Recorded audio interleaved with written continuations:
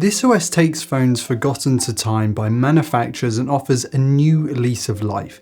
To a demographic of smartphone users, this is some of the most important software around, keeping old mobiles alive and secure, even when phone makers refuse to do that. Believe it or not, it's been around for 10 years now, so we need to talk about it. Hey guys, I'm Ryan Thomas, and this is LineageOS, created as a fork of CyanogenMod in 2016. Yes, this OS has been around for a whole decade. It's been one of the most popular ROMs to install on your phone, but you might hear custom ROM, you might think of modifying your phone to be a tinkerer or a software nerd. The truth is that LineageOS goes far beyond that. It's software that you can use even if you aren't a hardcore to take your phone that's long been forgotten to a software update that you wouldn't ordinarily have access to. You can install much newer versions of Android and keep your phone not only feeling fresher, but also supported by way more apps and services as its software base will be closer to the current version. For example, and I will leave a link to the builds page in the description by the way, you could install the latest LineageOS 23.2, which is based on Android 16, on your Pixel 4.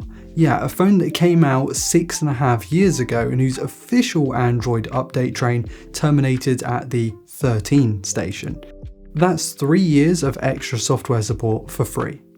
By the way, if you enjoy the content that we make here, then please do hit subscribe to help us hit our goal of 500,000. Thank you. Installing LineageOS isn't as straightforward as using the online flash tool for the Pixel betas, but the LineageOS website does have a comprehensive set of guides that take you through step by step every part of the process and even give you troubleshooting if something goes wrong. It's not that tricky to follow if you give yourself plenty of time, you don't rush it, you don't panic yourself. And if I can manage to install it, basically anyone can. I flashed it to my Pixel 8a here for those of you wondering, and I didn't install Google Apps on mine, but you could do that at the time if you wanted to. So what do you get with LineageOS?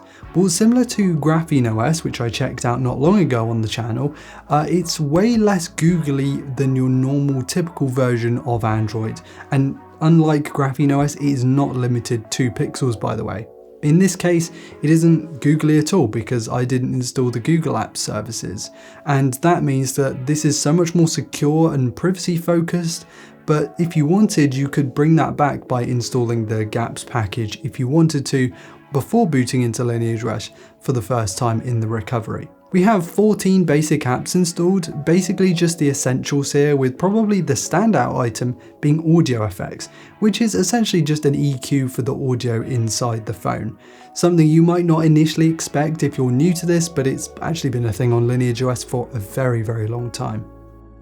It's a much lighter and more streamlined approach to Android, so all of that AI gubbins, ads in the OS, recommendations for Google services, that's all completely gone here.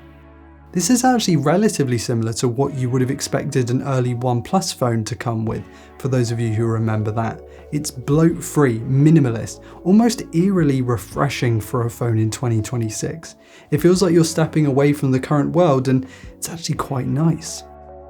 This was a major benefit back in 2016 or so, because phones back then came with such crazy bloated, laggy, heavy, cumbersome software. It really held back some of the really quite good hardware at the time.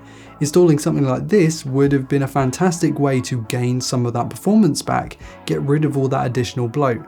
But these days, software has become so good that even with all the AI gubbins on the newer versions, modern software can run incredibly smoothly. In 2026, LineageOS's streamlined operation isn't quite as hard-hitting as it was 10 years ago, but that isn't to say that there isn't some serious value here.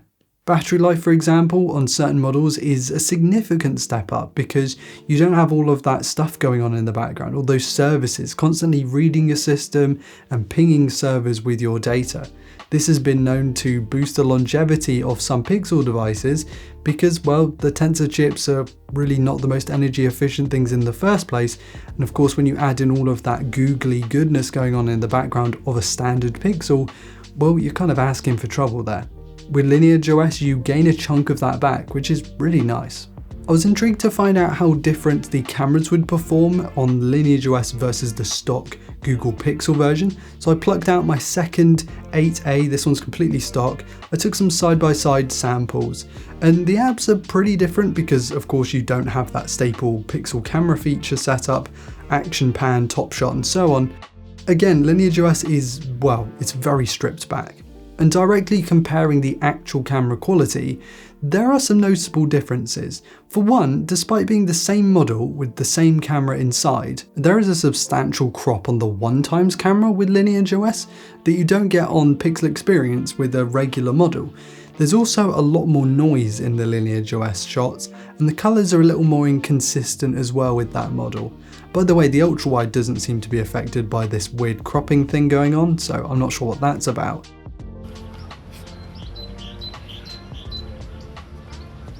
We already knew that the secret sauce to Pixel Photos was the processing that Google runs in its first-party app. And there is a way to sideload that APK if you want to revert back to the stock Pixel camera experience.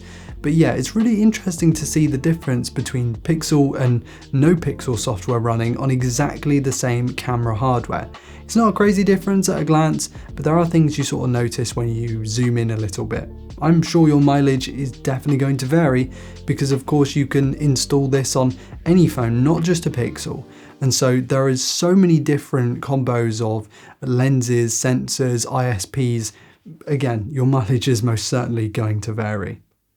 LineageOS is a breath of fresh air to those looking to maintain their older smartphones, or even just for those wanting a de-Googled experience on something newer. I think for the latter group, if you're running a Pixel, I would recommend GrapheneOS, as one, it's a little easier to install, and two, I just found that the overall experience with getting G apps and stuff back on the phone is just quite a bit easier as well. But of course LineageOS supports a mammoth list of different makes and models, so it's almost guaranteed that there's going to be a build for your particular smartphone out there, even if you have to go back a couple of Android versions because your phone's just so old. It was really interesting to play around with it on my Pixel 8a, though I'm not sure this is the kind of thing that I'd be running on my personal phone all the time, but it's great to see LineageOS still going a decade on. What a brilliant piece of software from some really hard-working people.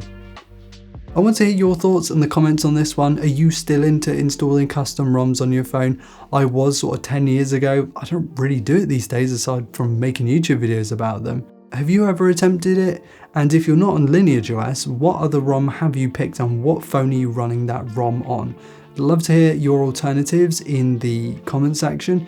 And whilst you're down there, please do hit like if you enjoyed today's content. Subscribe to never miss another upload on this channel. Thank you all so much for watching. I've been Ryan Thomas and I will catch you later. Cheers.